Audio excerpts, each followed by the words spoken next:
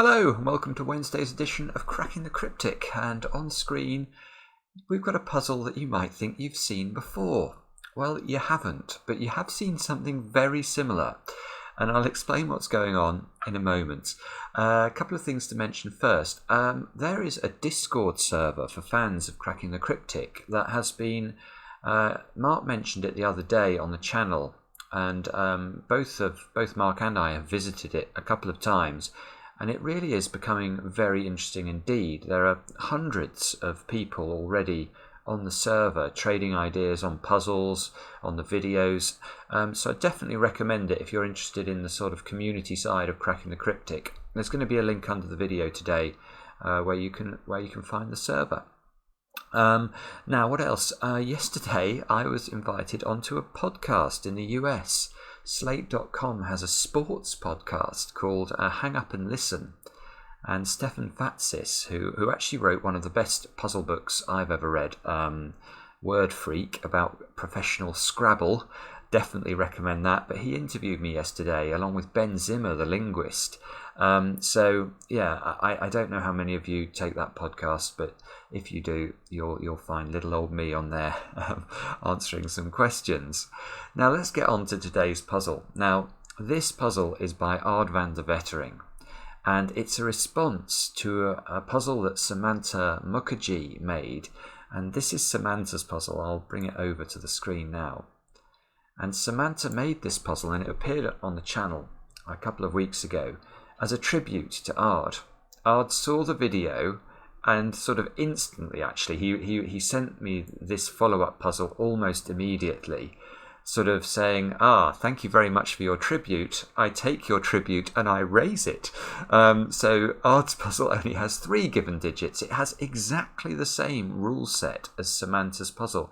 So it's quite lovely. I mean, I am so delighted by the concept of people having, or constructors engaging in almost competitive one-upmanship to say, I see you've been brilliant here.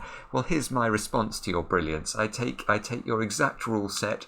I halve the number of givens, and apparently I've had 2 testers' reports back on this, and it's sensational. So what else would we expect from Ard van der Wetering? But yeah, this should be good fun. I'll run you through the rules. So what we've got going on here is a thermo Sudoku. You can see the thermo here. Thermo Sudoku obviously being a topical thing for us with our app being out now. It's out on all platforms, including Steam. So the way thermos work is that you have to put the smallest digit in the bulb end, and then as you move along the thermometer, you've got to put higher and higher digits. So that's pretty straightforward. The central box is becoming a common theme amongst variant Sudoku at the moment, is a magic square. Now that means that each row, each column, and each main diagonal of this grey box has to add up to the same number. And finally, there is a knight's move constraint in this puzzle, which means that let's imagine this cell was a chess knight. Where could it jump to? Well, it could jump to a variety of places around the grid. None of those yellow squares there could be a 5, because this cell could jump to those cells if it was a chess knight. And that's all. So as I say, exactly the same rule set as Sumanta's puzzle, and this should be excellent. Do click on the link under the video to have a go yourselves before you watch me solve. And with that, let's get cracking. Now, I'm going to start with the magic square, and I'm not going to labour on this because we've looked at it a lot. If you are interested in why I am able to make the deductions that I can here in terms of filling in these cells, I will put a link to a video on screen right now where I explain exactly why I know that this pattern exists. And yeah, okay. What we can do here, of course, with the thermometer, and this is exactly the same logic as we did with Sumanta's puzzle, is because this square's got to be less than 5, and it can't be 2, because if it's 2, that would be a 1, that would be a 0. We know actually this is a 4. So that's got to be a 2 or a 3, that's a 1 or a 2. The 4s disappear from those cells. Well, that's got to be higher than 5 and can't be 8, because an 8 here would go 9, 10, and you don't put 10 in Sudoku, at least not in this Sudoku. So that's a 6. So we get a 2-8 pair on the other diagonal. And we can go further because there's no way this cell or this cell could be a 1, because a 1 next to a 4 in a magic square is not going to allow us to get as high as 15, which of course is the magic number. And if you haven't seen the logic before, the reason that 15 is the key number is if you add up the numbers 1 to 9, you get 45. And each of these, there are 3 rows in a magic square, each has to add up to the same number. 45 divided by 3 obviously is 15. So that's why I'm keying in on the 15 total. Oh, and actually, look, this can't be 7 either, because if it's 7, if there's 7 in either of those squares, then the 4, you have to repeat the 4 in order to get to 15. So we can remove 7. That gives us a 3-9 pair, which forces a 1-7 pair here, and we are off and running. And I remember a lot of this logic from Sumanta's puzzle, actually. But in Sumanta's puzzle, there were 5s on the edge, weren't there? And there are no 5s on the edge here. This square can't be a 3, because if it's a 3, it sees both of those positions, look. And it would rule a 3 out from the central box. So that square has to be a 2. That's a 1. We get symmetrical logic, do we here? Yes, this can't be a 7 because of the 7s here. So that's got to be an 8. That's got to be a 9. So actually, apart from the given digits, which are different, we are in an identical situation to Sumanta's early puzzle. Now, though, we probably have to do different things. As I say, I think Sumanta's puzzle had 5s. Yeah, it did. It had 5s in the corner. And his puzzle, therefore, allowed us to rule 5s out of all those squares. And then this 5 suddenly became massively powerful, didn't it? But we had no such luck here. We do have 2 5s in the grid, though. So let's just have a look at what that does. Because of the knight's move constraint, the 5 can see all of these cells. Therefore, there are lots of cells in this grid that can't be 5s, simply as a result of this 5 in the middle. This 5 removes all sorts of other 5s, though, as well. That can't be a 5 because of knight's move, neither can this. Neither can those.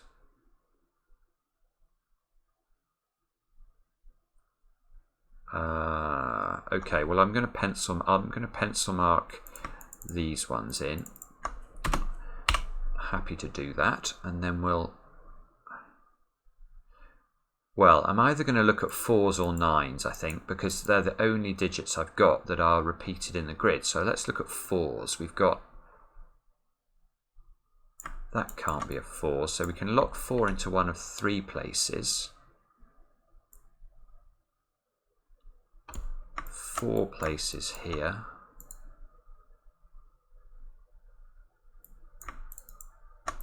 4 places there. It's far from ideal, is it? It doesn't look to me like it's. I don't think there's enough communication with the 4s to gain any traction on this.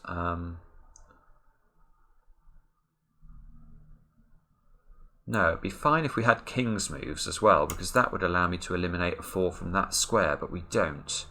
Let's look at 9s. 9s here and here.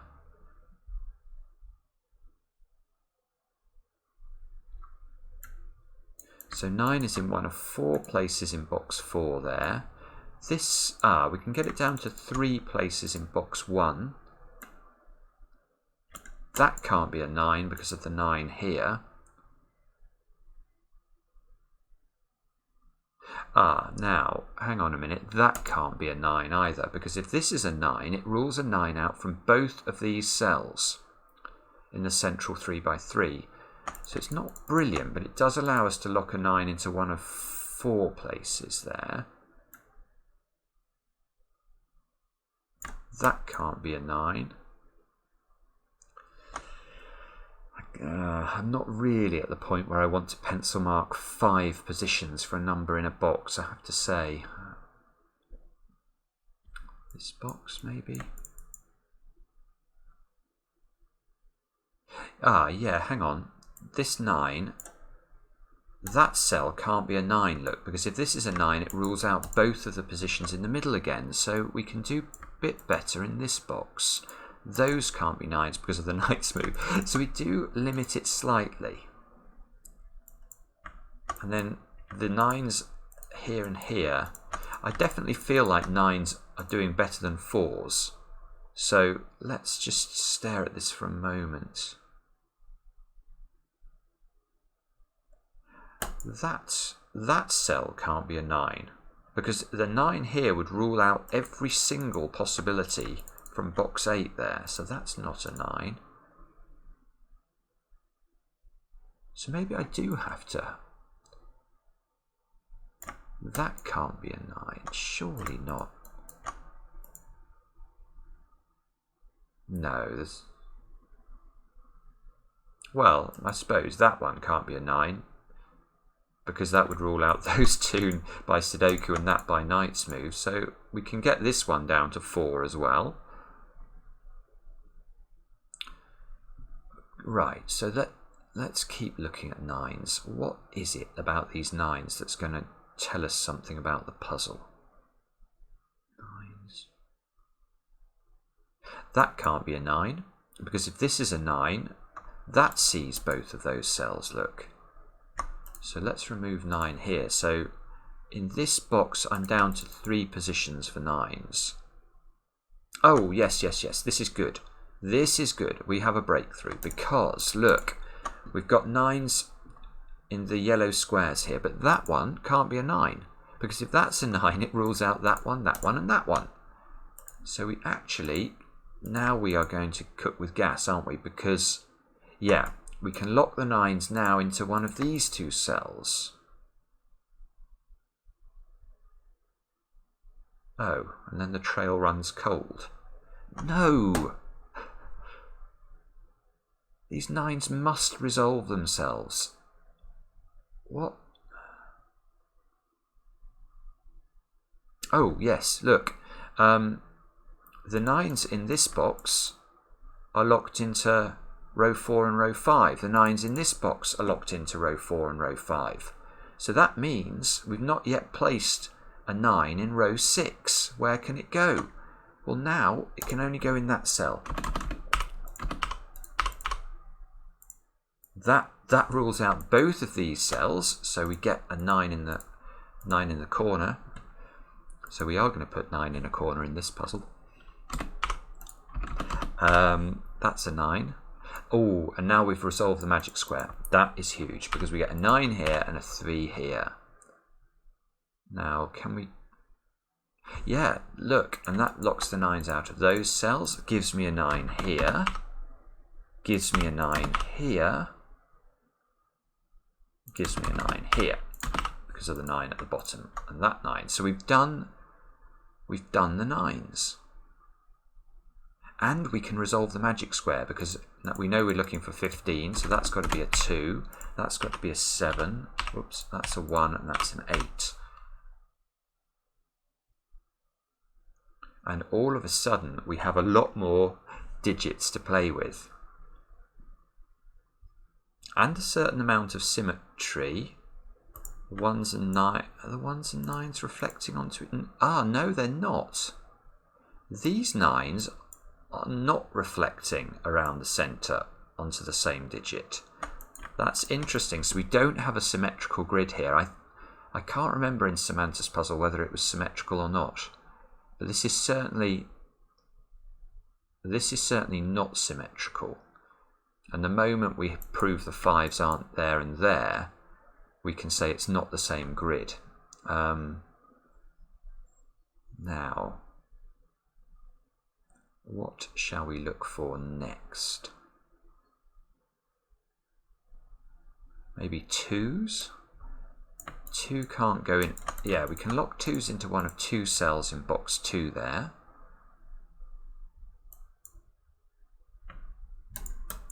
Twos into one of 3 cells in box 6.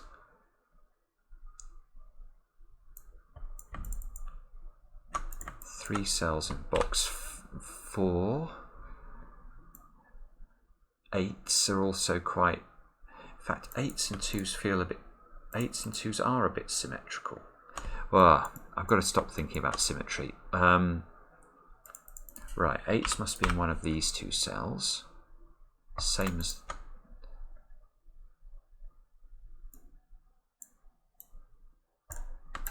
ooh, that's nice. In fact, that's better than the 2s. Did I miss something on the 2s when I looked at it? No, it's not. It's because this 9, I've got a 9 here, but I don't have a 1 here. But the result of that is that 8s are more powerful in this box, look, because this 8 sees that square, locks the 8 up there. Now there must be an 8 in one of those two positions. So can I get the 1?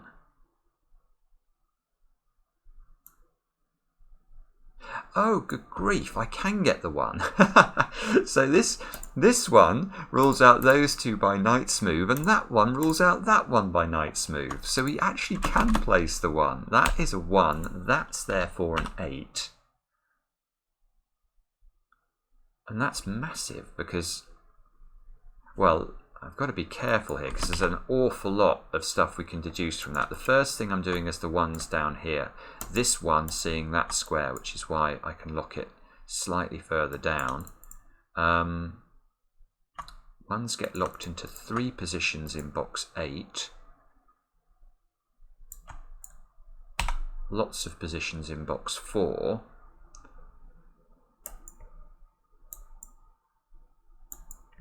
The 8s,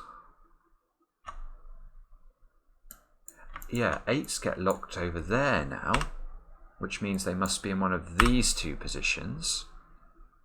And the 2s being locked down here, remove the 2s from those two cells, and so place, does this have to be a 2? I think it does, yeah. So that's a 2. And trying to discern what that means for the 4s pencil marked. I'm not sure it means we can resolve anything. 2s, no. So what do we need to complete this row then? We need a 4 and a 6. Oh, well that 4 is very useful. That sees that square, so that has to be 6. That does have to be 4. That locks a 4 at the top now because of these 4s. That's... nearly. It gives me a place, one of 2 places for the 4 there. Oh, I have spotted something. Look, 4s. These 4s. Look at the effect that they have on this box here. This 4 sees those 2 squares. This 4 sees those 3 squares at the top. So the 4 gets shifted over to this side. And that allows us, look, we can place a 4 now in box 6 here because of this 4 and the penciled 4s. That's got to be a 4. That gives us a 2. 4 can't go here now, but can go in one of 2 cells. 2 can't go here, so that can go in one of 2 cells.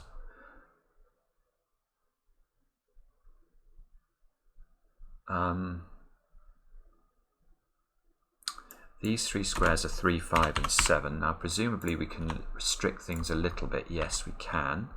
Don't know much about 7s over on this side. And these are 1, 5 and 8, are they? No, they're not 5. The 5s are over there. So we can remove the 5. We get a 5 down here. We need a 6 in one of those. And the 6 here shifts, that creates a 6-8 pair. Lovely. So we get a 6-8 pair, which gives us the 1.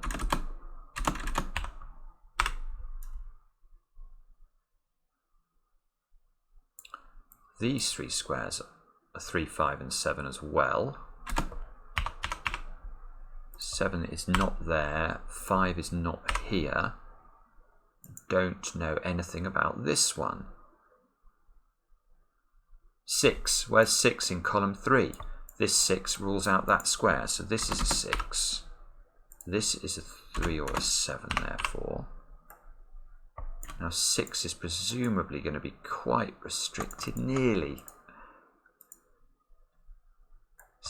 Yes, actually look. This 6 and this 6 are now really nice in box 9, because this 6, with its knight's move accomplishments, forces the 6 into those two squares. That forces this square to be a 6. That places a 6 in one of these three squares. Let's remove the pencil markings that we had. 4s are now limited to 3 positions.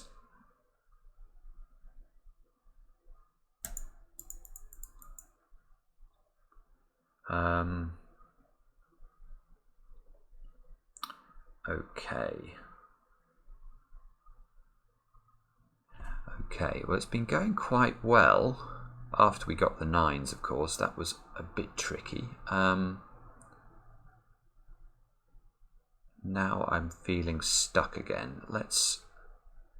What are we meant to do here? Maybe 1s. We got this one.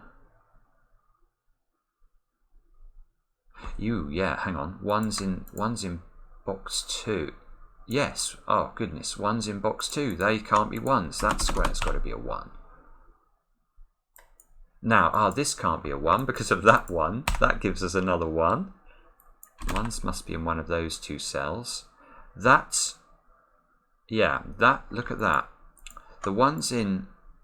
Oh, in fact, that 1 rules out those two anyway. So the 1 must be here. Therefore, the 1 must be here. The 1 must be here. We took the pencil mark of a 6 in placing that, so the 6 shifts over. 6 must be in one of those two cells. But we can do better again, because look, our 6's here have pencil marked 6's into one of those 3 cells. So, no, not quite. Bother, this can still be a 6. I thought I was going to be able to get rid of that one. No, I can't. That's annoying. Oh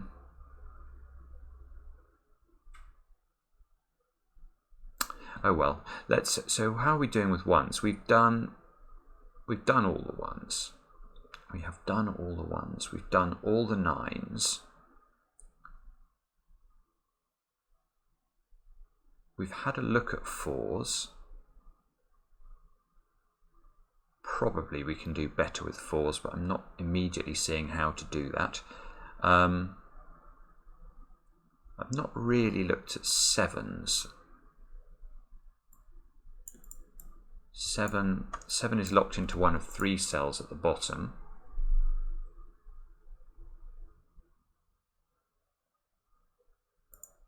Two, 5, 6, 7.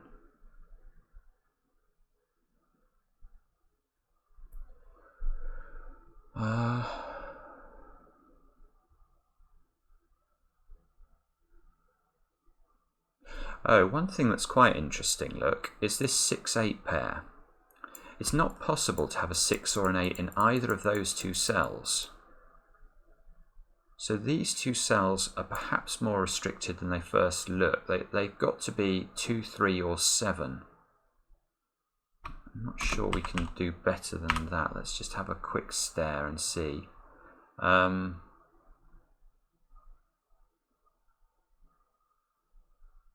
Not sure. 7, 9s, 2s, 8s, maybe 8s.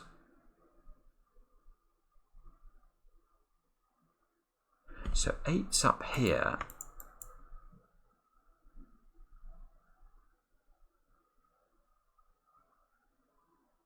Are in one of 3 positions. 6's as well must be in the same positions.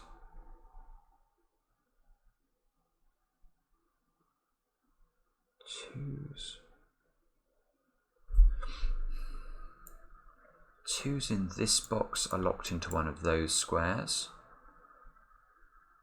Oh, 2's down here maybe. They are locked into one of those 3 positions. Let's have a look at that. Can we do anything good as a result? Oh, 2's. Yes, hang on. So look, I've got 2's in one of those two cells. Now if we come across to this box, you can see that the 2's are locked into one of those 3 squares. So that means that the 2's in row 8 have not been located yet and must lie in this box. So this is not a 2. There's a 2 in one of those 2 cells. And this can't be a 2, because if that's a 2, it sees both of those positions. Good grief. So that's a 2. That's nice. That shifts that one. That gives me a 2 here. That locks a 2 out of those 2 squares. Ah, and now I can do my logic with the 6's. This can't be a 6 anymore, because if it is, neither of those squares can be a 6. So we get the 6. This is a 6. That's surprisingly unhelpful. Bother. 5, 6, 7 down here. That can't be a 5, look, because of the knight's move. Can this be a 5? Ah, yes. I think it can. Ah, it's so close. Okay, let's look at this row, because we've got a lot of information for that row now. We need 4, 5 and 8 to complete it. Oh, well that square's an 8. Because look, it sees a 5 in its column and a 4 on the knight's move. So that gives us an 8 here. This can't be 8 now, so that's an 8. That's an 8 now. That gives us a 2. That locks a 2 into the corner.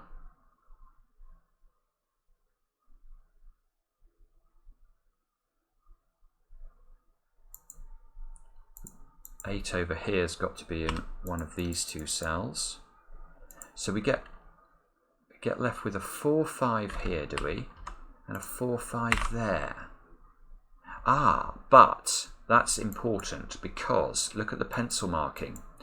We've got 3, 5, 7 triple here, but the 5's can't go in this square because of the knight's move constraint from the central cell. So actually the 5's are locked into one of those 2 positions. Therefore you can't put a 5 there, because it will eliminate both of them. That's got to be a 4.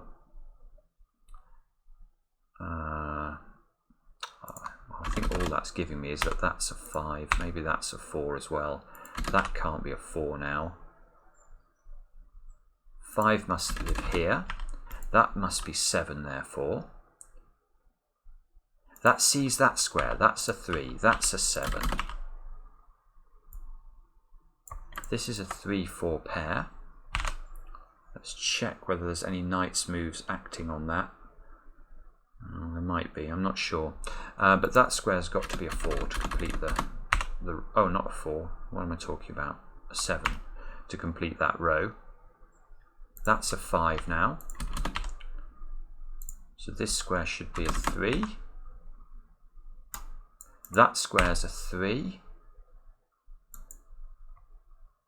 That can't be a 5 at the top. So this is a 6, 7 pair, and... Well, what we can say immediately, similar logic we did before, we can't possibly put a 7 there because it'll eliminate both positions for a 7 here. So the 7 shifts over to one of those squares where that square can't be a 7 because that will do the same to those. So the 7 gets locked in the corner. That gives us an 8, 7, 3 look. Very, very nice as usual from Ard. This just, you know, what an idea to take a puzzle that someone sets in tribute to you and sort of say, aha, watch what I can do with this constraint. Oh, this is lovely. Look, so we have a 3, 4 left here. There's a 3 in this cell. So that disambiguates the 4, the 3. That disambiguates the 3 and the 4 over on this side as well. That square ought to be a 7. That fixes the 7 and the 3 up there. The 3 and the 5 get fixed here. That forces 5 into the corner. Gives us a 2. Oh, look, the 2's now are locked into one of those cells. The 7 is what's resolving everything, is it? Yeah, 6, 7, 6, 6, 8, 8, 2. That looks good, and it is. Wow, lovely again from Aardman de Wetering. He just never lets you down, does he? Always beautiful, and yeah, fantastic. I hope you guys enjoyed it, and revisiting a puzzle. Don't get too much deja vu. And the fact you can see we don't have 5s in the corners, so it's definitely not the same grid that we had with Sumanta's puzzle, and the logic felt quite different actually. So I think that goes to show some of you.